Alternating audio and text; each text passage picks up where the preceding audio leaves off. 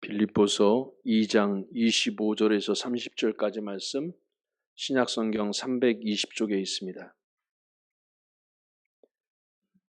제가 봉독해 드립니다. 그러나 에바브로디도를 너에게 보내는 것이 필요한 줄로 생각하노니 그는 나의 형제요 함께 수고하고 함께 군사된 자요 너희 사자로 내가 쓸 것을 돕는 자라. 그가 너희 무리를 간절히 사모하고 자기가 병든 것을 너희가 들은 줄을 알고 심히 근심한지라. 그가 병들어 죽게 되었으나 하나님이 그를 긍휼히 여기셨고 그뿐 아니라 또 나를 긍휼히 여기사 내 근심 위에 근심을 면하게 하셨느니라. 그러므로 내가 더욱 급히 그를 보내는 것은 너희로 그를 다시 보고 기뻐하게 하며 내 근심도 덜려 함이니라. 이러므로 너희가 주 안에서 모든 기쁨으로 그를 영접하고 또 이와 같은 자들을 존귀히 여기라. 그가 그리스도의 일을 위하여 죽기에 이르러도 자기 목숨을 돌보지 아니하는 것은 나를 섬기는 너희의 일에 부족함을 채우려 함이니라. 아멘. 할렐루야. 아멘. 코로나로 인해서 이제 많은 사람이 고통을 당하는데 그들을 돌보는 의사와 간호사들, 의료진들이 있잖아요. 그런데 그렇게 그들을 돌보다가 의사들이 코로나에 감염되는 경우가 있고 심지어 죽는 경우도 발생을 했어요.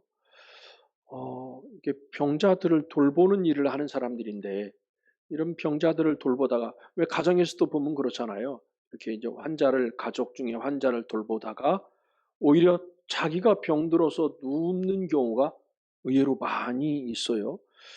그런 사람들에 대해서 때로는 그렇게 비판적으로 볼 수도 있겠죠. 뭐 어리석고 미련하다.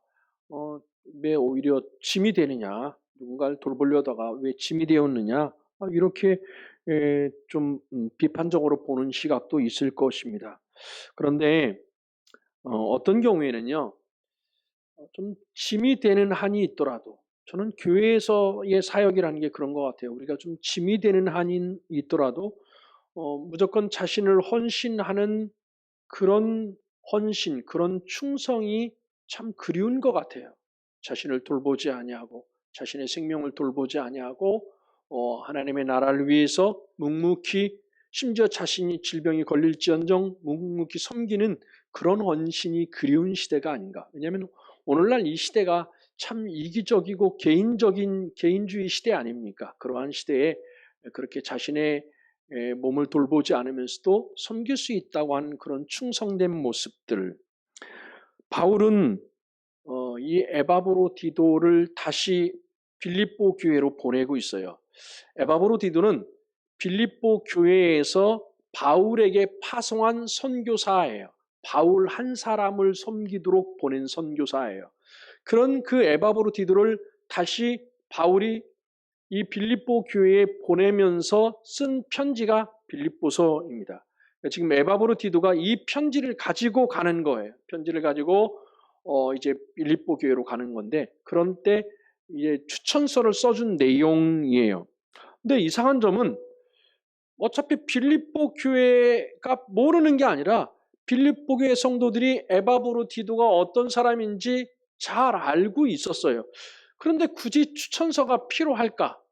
오늘 본문 그 앞부분들에 보면 2장 부분에 보면 이제 디모데를 또 파송을 해요. 이 교회에. 그러니까 디모데하고 에바브로디도를 보내는데 디모데에 대해서 추천하는 것은 이해가 돼요. 왜냐하면 디모데를 빌립보 교인들은 잘 몰라요. 그러니까 이 사람이 어떤 사람이다 하고 추천서를 써주는 것은 이해가 되는데 아니 에바브로디도는 빌립보 교회에서 파송한 사람이니까 잘 알고 있잖아요. 그런데도 추천서를 써주는 거예요. 어제 우리 이제 장로님들하고 식사를 하면서 이 추천 문화에 대해서 말씀들 하시더라고요. 미국에서의 추천 문화에 대해서 우리나라는 추천서를 잘못 써주면 줄로 보고 별로 안 좋아하거든요. 어디서든지 추천서를 쓰는 것을 저희도 보면 신학대학 신학부에 들어갈 때만 담임 목사의 추천서가 필요하지 일반적으로 필요하지 않아요. 저도 한번 추천서를 써준 적이 있거든요. 미국으로 이제 공부하러 가는 학생이었는데 추천서가 필요하다는 거예요. 그래서 아니 뭐 굳이 미국까지 가는데 뭐 이 한국에 있는 한국교회 목사의 추천서가 뭐가 필요하냐 했더니 필요하다는 거예요. 한국교회 목사가 이 목사가 추천서를 써주면 그러면 최고라 이거예요. 그래서 써달라고 하더라고요. 하여간 바울이 추천서를 써준다? 그러면 아마 이 지역 교회들, 더군다나 바울이 세운 교회라든지 바울이 기도해주는 교회들은 그 최고로 칠 거 아니에요. 그래서 지금 이 에바브로디도를 다시 빌립보 교회로 보내면서 추천서를 써준 내용이에요. 그런데 하여간 원래 자기 교회로 돌아가는 중이잖아요. 거기에 사역자였었고 그 교회로 다시 돌아가는데 굳이 추천서가 필요할까?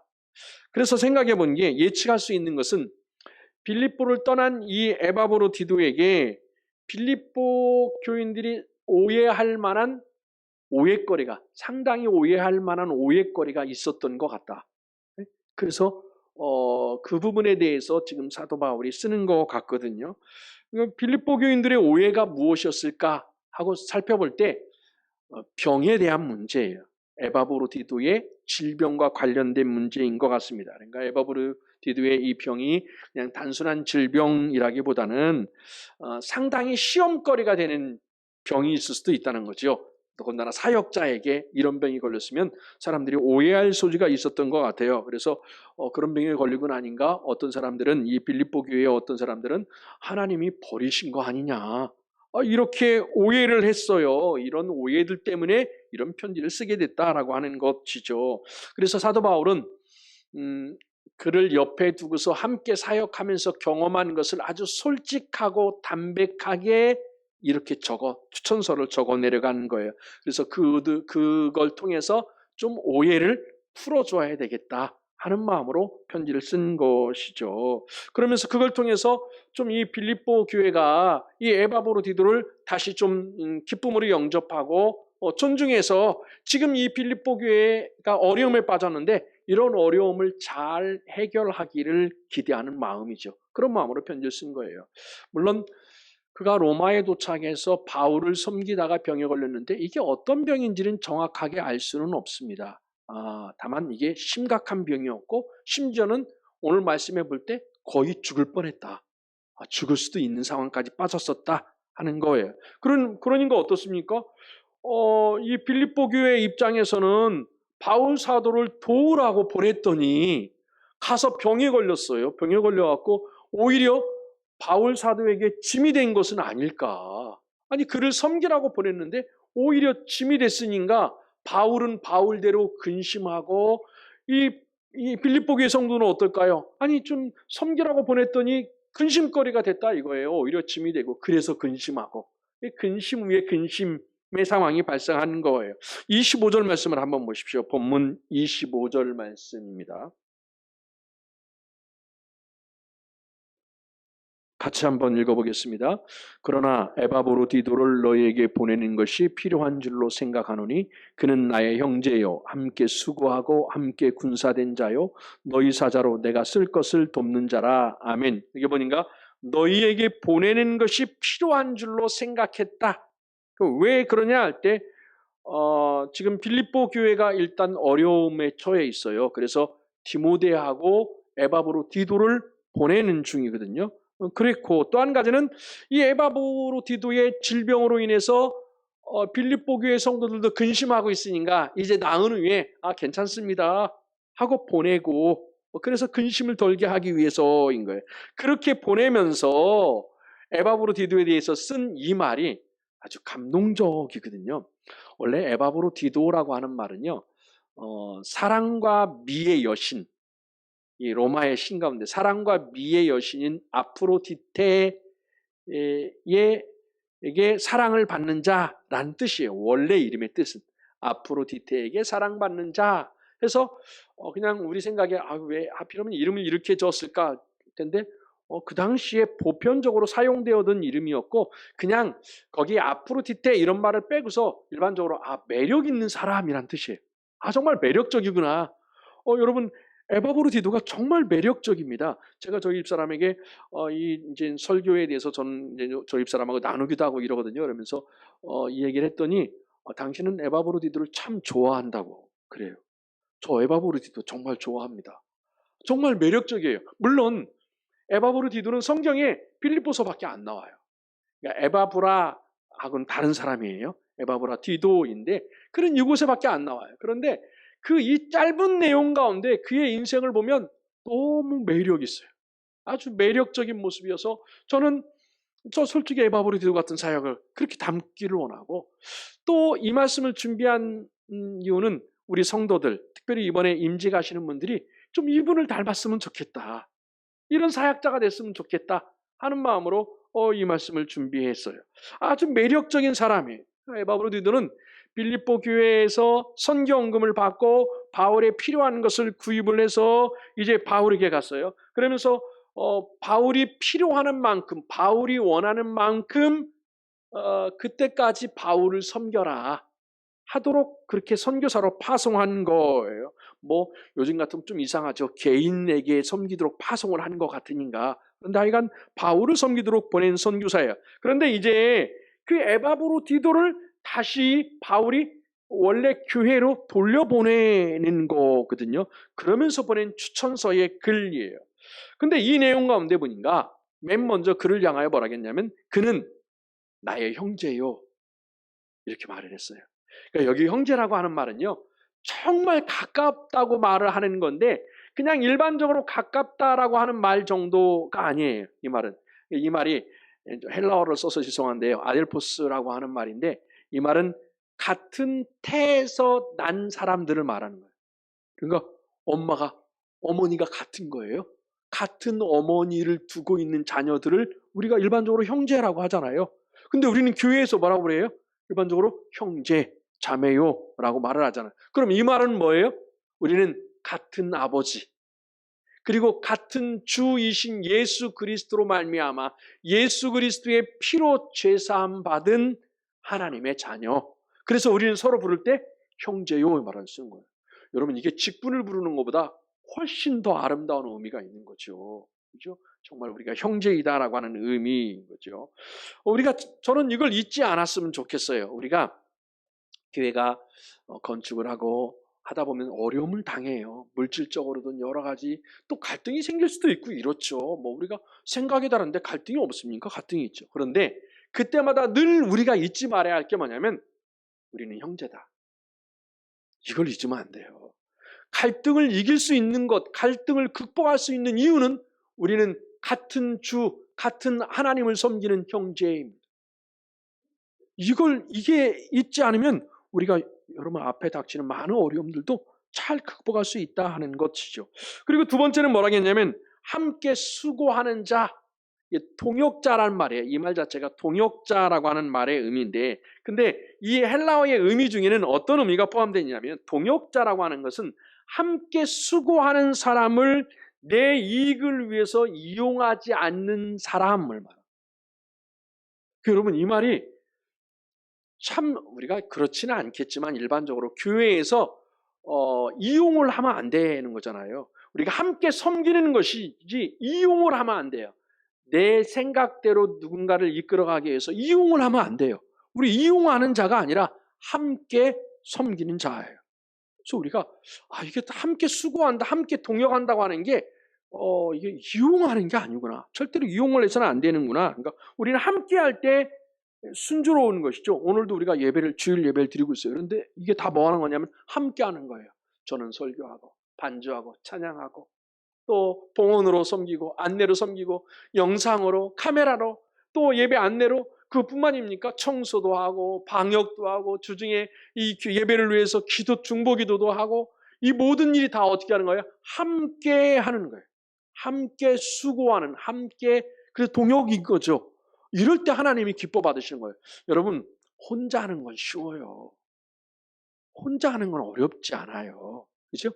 혼자 결정하고 혼자 뭔가를 하는 것은 쉬워요. 그런데 함께 하려고 하니 나도 좀 내려놓아야 되고 양보도 해야 되고 배려도 해야 되고 이해도 해야 되고. 근데 하나님이 원하시는 것은, 우리 가운데 원하는 게 뭐예요? 우리가 함께 하기를 원하신다는 거죠. 더군다나요, 이 뜻 가운데 보면 이게 헬라어로는 쉰여서 함께라고 우리가 번역하지만 영어 성경에 보니까 이걸 fellow라고 하는 말을 써요. 그러니까 이게 동료, 명사로는 동료라고 하는 말인데 팔로우로 해서 동사로 가면 따르다라는 뜻이에요. 따르다. 그러니까 에바브로디도는 뭐 한 거냐면 하나님을 섬기고 예수 그리스도의 사역을 위해서 섬기는 바울을 따르는 수고를 아끼지 않았다. 이런 의미인 거예요. 제가 송현성결교회 가서 그때 한번 금요성령 집회 인도하고 이럴 때 보니까 거기는 뭐라고 써놨냐면 예수 따름이 공동체, 교회의 이름이 있고 그 밑에 우리는 예수를 따르는 공동체입니다. 이렇게 써놨어요. 그래서 야, 참 좋다. 그 말이 참 좋더라고요. 예수를 따르는 공동체, 예수 따름이 공동체. 아니 뭐 그 교회만 그런가요? 우리 교회도 다 예수를 따르는 공동체지. 여기 있는 분이 다 우리는 어떻게 해요? 예수를 따르는 공동체. 그런데 거기에 하나를 포함해서 함께 예수를 따르는 공동체. 우리 이번에 임직 하시는 분들 그렇게 함께 예수 그리스도를 따르는 공동체로 수고해 줄 수 있기를 주의 이름으로 축원합니다. 함께하는 게 참 중요한 것이죠.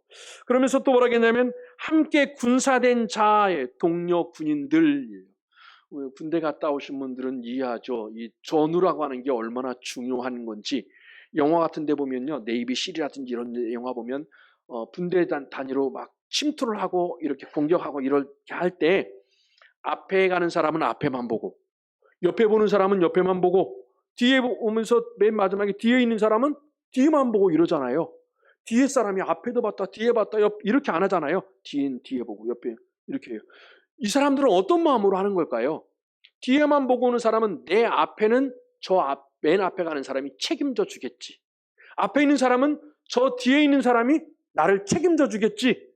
이게 동료의식인 거예요. 그죠? 책임져 줄 줄로 믿고 나는 내 일을 감당하는 거예요. 오늘 우리가 교회 사역을 하면서 내가 이 일을 하면 이 일은 어떤 분이 책임져 주겠지. 영적 전투를 하면서 이 일을 감당하는 거예요. 저도 그런 마음이 있는 거예요. 제가 설교를 하고 예배를 인도하면서 저를 위해서 우리 성도들이 중보기도 해주겠지. 그래서 영적 전투에서 이기게 해주시겠지 하는 이 동료의식이 필요한 거죠. 이게 없으니 만약에 어느 날 전쟁을 하는데 나는 앞에만 보고 막 가는데 뒤에 있는 사람이 갑자기 동료가 총을 쏜다고 생각해 보십시오. 함께 전투할 수 있을까요? 어느 날 어떤 말을 했는데 이 말이 비수가 돼서 나를 누군가가 찌른다고 생각해 보십시오. 함께 군사로 섬길 수 있을까요? 하나님의 나라를? 이 함께 군사된다고 하는 게 이런 의미예요. 우리가 우리 공동체에서 우리 일꾼을 세우고 일꾼으로 섬기고 성도로 섬기고 이럴 때 믿는 거죠. 이 성도들을 통해서 함께 책임져주고 전우로서 이 영적 전쟁에서 승리할 때까지 우리가 함께 책임져 주겠지 하는 그런 믿음. 그러니까 지금 사도 바울은 이 에바브로디도와 디모데와 함께 복음을 위해서 수고하면서 고통도 함께 나누고 아픔도 함께 나누고 하는 모습이었어요.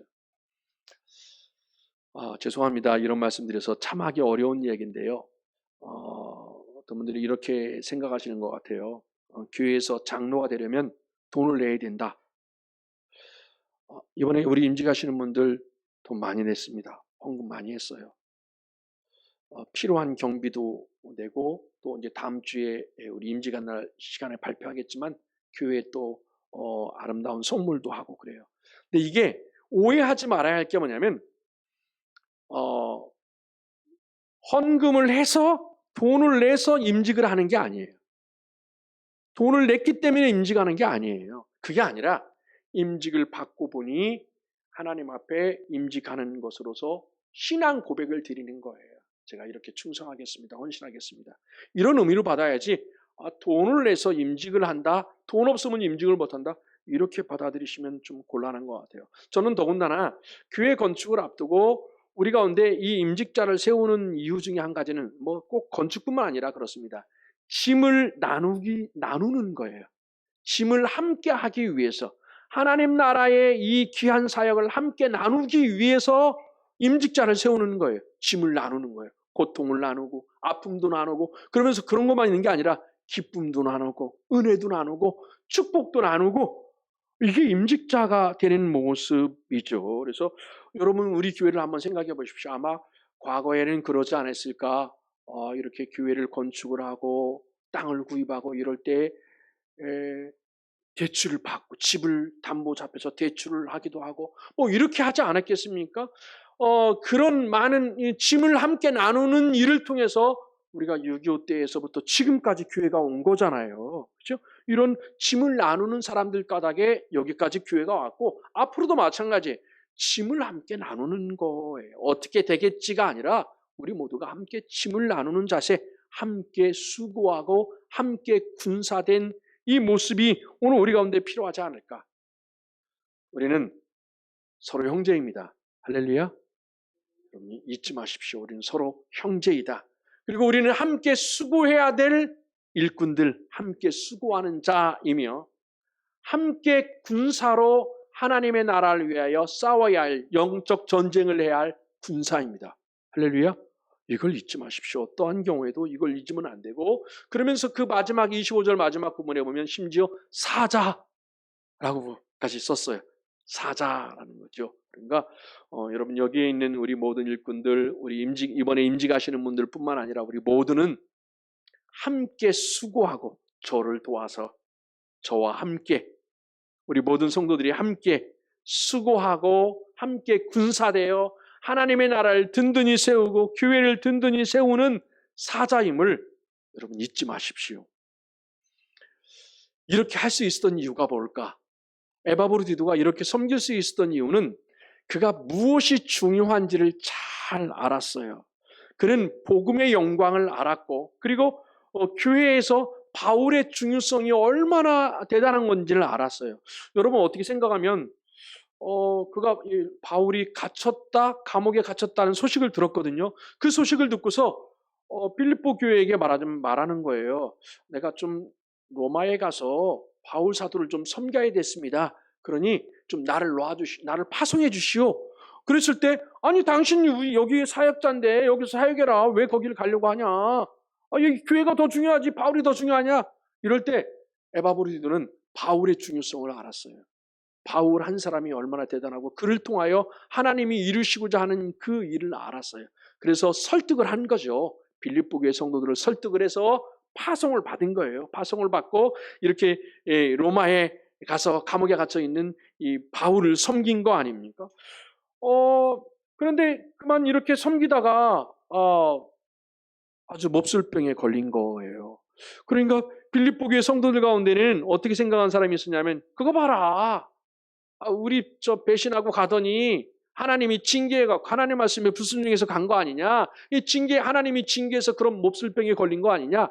이렇게 생각하는 사람도 있었다고요. 교회 안에. 그러니까 졸지에 이 에바브로디도는 하나님 말씀에 불순종해서 징계를 받은 사역자로 낙인 찍은 꼴이 된 거예요. 그래서 사도 바울이 이런 편지를 쓰는 거예요. 한번 26절 말씀을 한번 보십시오. 26절 말씀 같이 읽어보겠습니다. 그가 너희 무리를 간절히 사모하고 자기가 병든 것을 너희가 들은 줄을 알고 심히 근심한지라. 아멘. 그러니까 26절부터 28절까지 말씀은 빌립보 교회로 다시 에바브로디도를 돌려보내는 이유를 쓴 거거든요. 그런데 그 이유가 첫 번째 이유가 뭐냐면 이 에바브로디도가 빌립보 교회 너희 성도들을 정말 간절히 사모하고 있다. 그가 얼마나 사모하는지 모른다. 간절히 사모한다. 이 단어를 쓰면서 현재 분사형을 썼어요. 그러니까 간절히 사모하는데 과거 어느 시점에서부터 지금까지 계속해서 이 교회를 위해서 사모하고 이 교회를 늘 생각하고 그래서 그 빌립보 교회를 위해서 중보기도 하고 이렇다는 거 아니에요. 늘. 그 모습을 사도 바울이 곁에서 보고서 야 너무 안타까우니까 보내야 되겠다라고 생각한 거 아닙니까? 그러니까 자기가 병들었는데도 불구하고 그 교회를 늘 위해서 기도하는 이런 모습이죠. 오늘 우리가 이래야 되지 않을까? 오늘 여기에 있는 우리 모든 성도들, 특별히 우리 임직하시는 분들, 우리 교회를 이렇게 사랑해야 되죠. 간절히 사모하는 거예요. 그냥 내가 우리 교회를 좋아합니다, 사랑합니다 이 정도가 아니라 간절히 사모하는데 내가 우리 교회에 들어오는 어느 시점부터 계속해서 주님 부르시는 그 순간까지 교회를 사모하고 교회를 사랑하고 성도를 사랑하고 우리 교회를 위해서 중보기도 하고 이런 모습이 함께 수고하고 함께 군사되게 만든 거 아닙니까? 그러니 우리 모든 성도 여러분, 임직자 여러분 교회를 사랑하십시오. 간절히 끝까지 주님 부르실 때까지 사랑하는 온 성도 되기 바랍니다. 근데 한 가지 궁금한 게 있어요. 물론 나중에 병이 낫지만 왜 즉각적으로 이런 어려움에 빠졌을 때 에바브로디두의 병을 사도 바울은 기도로 낫지 못했을까? 좀 낫게 만들었으면 좋았을 텐데 바울이 얼마나 능력 있는 사도입니까? 바울이 기도하면 병이 떠나고 귀신이 떠나가고 심지어 바울 사도가 그 사역할 때 쓰던 손수건을 가지고 가서 사람들의 병든 사람 앞에 얹으니까 그 사람도 병이 나았거든요. 그러니 여러분 바울 사도의 능력이 얼마나 대단한 거예요. 그런데 왜 에바브로디두의 병은 낫지 못했을까? 아니 본인 병도 낫지 못했고, 그렇죠? 왜 낫지 못했을까? 여러분 바울에게 능력이 있다, 바울에게 성령이 역사하신다 하는 이 말은 바울이 모든 병을 고칠 수 있다라고 하는 것을 의미하는 것은 아니에요. 이 성령의 능력을 공식화시키면 안 됩니다. 성령이 역사하면 성령이 충만하면 모든 병을 고침을 받고 모든 문제를 해결할 수 있다. 이렇게 공식화시켜 놓으면 그러면 오늘 이 사도 바울의 근심 위에 근심 이걸 이해할 수가 없어요. 물론 우리가 병원 아프면 어떻게 합니까? 병원에 가서 치료를 받고 약을 먹기도 하고 또 여러 가지 방법을 쓰죠. 그리고 기도로 낫기도 하고 그 병원에서 못 고치는 병을 하나님이 기도하는 가운데 고쳐주시기도 하고, 근데 이것을 딱 이렇다라고 하는 게 아니라 아니 하나님이요 의사를 통해서도 약을 통해서도 혹은 요즘 보니까 운동을 통해서 필라테스를 통해서도 병이 낫는데요. 많은 부분이 뭐 운동을 통해서든 민간요법을 통해서든 하나님이 낫게 해주셔요. 거기에 다만 중보기도가 필요한 거죠. 어떻게 병원을 가든 뭐를 하든 늘 필요한 건 뭐예요? 합력해서 선을 이룰 수 있도록 중보기도 하는 일이 분명히 필요할 것입니다. 그래서 우리가 중요한 것은 뭐냐면 어려움이 생겼든 병이 생겼든 우리는 일단 기도하는 거예요. 하나님 앞에 기도하고 그리고 어떻게 해요? 하나님 앞에 맡기는 거예요. 하나님의 주권을 인정하고 하나님의 방법대로 하나님의 때에 하나님이 문제를 해결해 주시도록 하나님께 맡기는 거예요. 그런데 교회에서도 보면 가끔가다 이런 일이 있잖아요. 그 소중히 여기던 사람이 병을 이기지 못해서 하나님의 부름을 받는 경우가 있어요. 그럼 우리가 충격을 받고 되게 힘들지 않습니까? 이것을 이상하게 생각하지는 말자. 왜냐하면 모든 병이 성령 충만한 사람 모든 병이 나았어야 되면 지금도 계속 나아서 살아 있어야 되는 거잖아요. 그렇죠? 여러분 베드로가 감옥에 gat혔습니다. 복음을 증거하다. 그랬더니 다른 제자들이라든지 동료들이 기도했어요. 전심으로 기도했어요. 하나님이 어떻게 했습니까? 그 기도를 들으셔서 밤에 천사를 보내서 옥에서 다 찾고 풀리게 만들고 이러면서 풀려났잖아요. 그럼 이게 동일해야 되잖아요. 다른 사람도. 야고보 사도는 어떻게 했습니까? 야고보 사도는 그렇게 복음을 증거하다가 옥에 갇혀서 목에 배임을 당해서 순교당했어요. 그러면 베드로 사도가 믿음이 좋았고 야고보 사도가 믿음이 없었으며 베드로 사도를 위해서는 많이 기도하고 야고보 사도를 위해서는 기도하지 않아서 이런 일이 발생한 겁니까? 아니에요. 우리는 잘 몰라요. 이 부분에 왜 하나님이 이렇게 하시는지 잘 몰라요. 우리가 열심으로 기도해 주는 사람이 갑자기 왜 죽는지 우리는 잘 알지 못해요. 이건 하나님께 맡기는 거예요. 하나님께서 하나님의 방법대로 해주시는 거예요. 우리는 다만 최선을 다해서 사모함으로 그를 위해서 기도하는 것이죠. 그리고 설령 그렇게 해서 에바브로디두가 죽었다고 하자고요. 그가 바울을 섬기다가 죽었어요. 그러면 그거에 대해서 사도 바울이 막 원망을 하고 하나님이 왜 사랑하지 않은 겁니까? 하면서 원망하고 사역을 포기하고 나 이제 아무것도 안 하겠습니다. 이래야 되는 겁니까?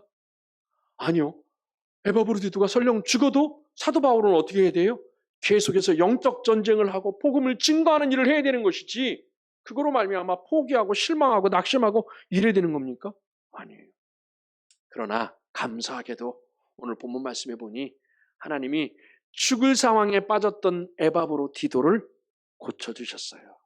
그래서 바울의 근심도 덜게 만들고 에바브로디두의 근심도 덜게 만들고 이 사람을 다시 빌립보 교회로 보내므로 죽을 뻔했는데 살려주셨구나 하나님의 은혜구나 하고서 근심을 면하게 하려고 빌립보 교회 성도들에게도 이렇게 보냈다라고 하는 거예요.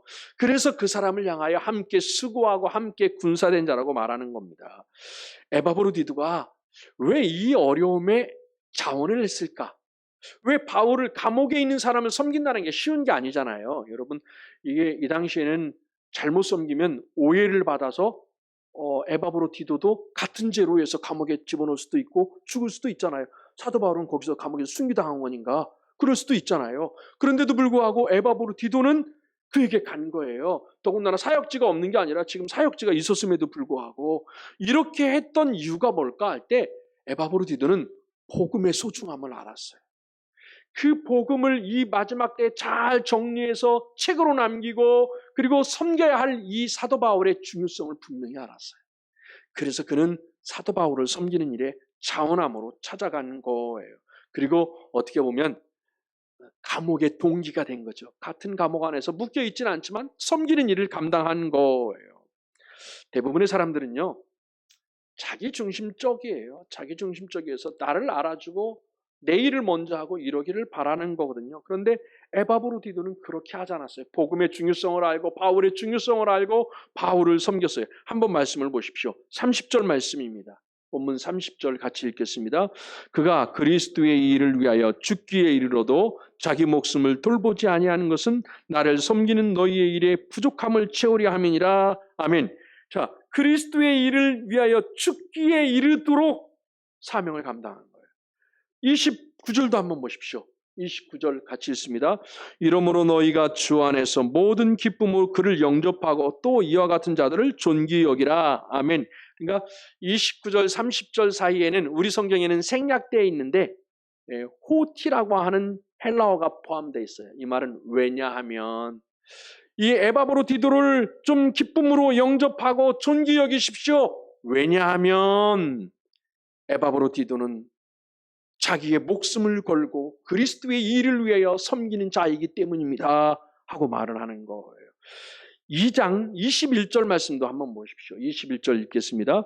그들이 다 자기 일을 구하고 그리스도 예수의 일을 구하지 아니하되. 아멘. 여기 보니까 많은 사람이 다 자기의 일을 한다는 거예요. 이 사도 바울에 반대하는 많은 사람들이 자기의 일을 먼저 하고 그리스도의 일을 하지 않는데, 그런데 에바브로디도는 어떻게 했다는 거예요? 그리스도의 일을, 자기의 일이 아니라 그리스도의 일을 우선적으로 생각하고 그리스도의 일을 하는 사람들을 말하는 거예요. 여기 자기 목숨을 30절에 자기 목숨을 돌보지 아니하는 것라는 것은 오늘날로 보면 이래요. 여러분, 코로나 때문에, 이 코로나 같은 전염병 때문에 이런 환자를 여러분 돌보라 가면 돌보실 수 있겠습니까? 그렇죠? 그런데 의사들, 오늘 우리 한국에 있는 의사들이 참 대단한 게 그 사람들이 어떻게 심지어 자원에서도 가잖아요. 자원에서.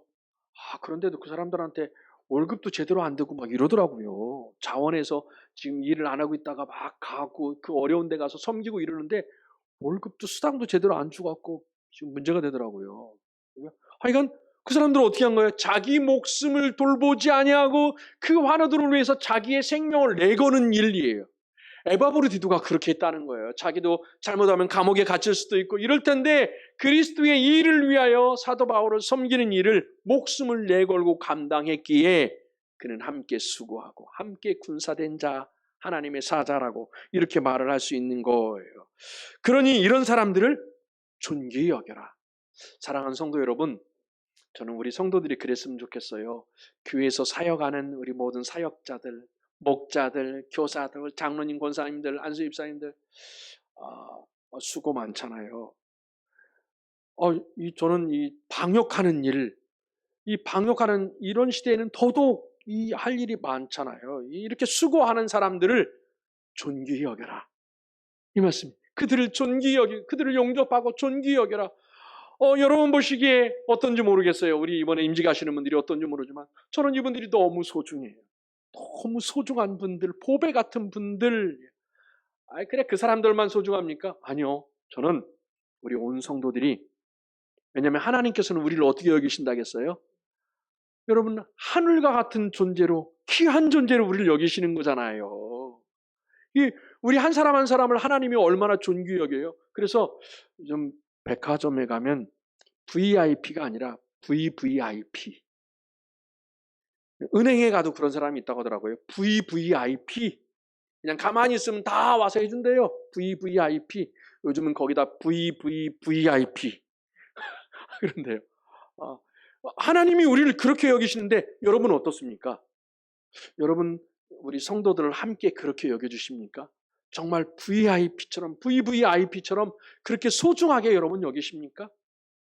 교회에서 그래요. 조금 부족한 것 같고 조금 뭐 귀한 직분이 우리 생각에 직분이 없는 것 같고 이렇다고 해서 그를 존귀 여기지 않는다면 그건 우리가 잘못하는 것이죠. 우리 모두가 우리 한 사람 한 사람을 정말 존귀 여기고 귀히 여기고 보배처럼 여기고 보석처럼 여기고 이렇게 해야 되지 않을까? 그게 아름다운 교회의 모습이 아닐까? 그렇죠. 저는 오늘 이 본문 말씀을 통해서 우리 성도들이 서로의 수고를 알고 정말 우리의 필요를 정말 채워주는 사람들이구나. 우리 교회의 필요를 채워주시는 분들이구나 해서 그를 정말 기쁨으로 영접하고 존중히 여겼으면 좋겠어요. 저는 오늘 이 말씀을 통해서 우리 온 성도들이 임직자들뿐만 아니라 온 성도들이 우리 교회를 위해서 함께 수고하고 함께 군사가 되고 그러면서 이런 사람들을 온 성도들을 정말 기쁨으로 영접하고 존귀 여겨줌으로 우리 교회 안에 하나님의 은혜가 충만하게 흐르는 온 성도와 교회 될 수 있기를 주의 이름으로 축원하겠습니다. 아멘. 기도합니다. 살아계신 주님 고맙습니다. 하나님 우리 교회가 지금까지 있을 동안에 수없이 많은 사람들의 수고와 헌신과 군사됨과 희생이 있었기에 여기까지 온 줄로 믿습니다. 이렇게 짐을 나누었던 온 성도들을 축복하여 주옵시며 또한 하나님 우리가 앞으로도 우리 교회를 위해서 온 성도가 함께 형제가 돼서 수고하고 군사가 되며 또 온 성도들을 귀히 여기고 존중히 여기는 모든 성도 다 되게 하여 주옵소서. 존귀하신 예수님 이름으로 기도하였습니다. 아멘.